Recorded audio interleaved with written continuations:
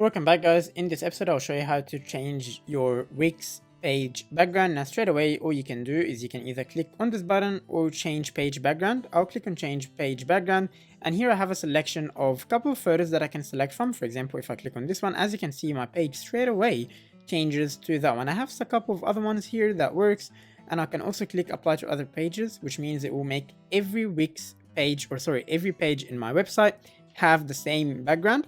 Alternatively, I can either select image or video and actually upload my own image or video that I would like for my background, or use Shutterbox or anything like that.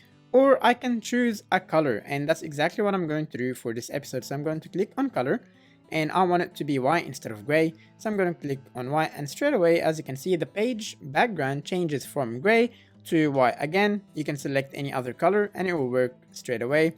For now, let's just leave it as white. Thanks so much for watching, and that was it for this episode.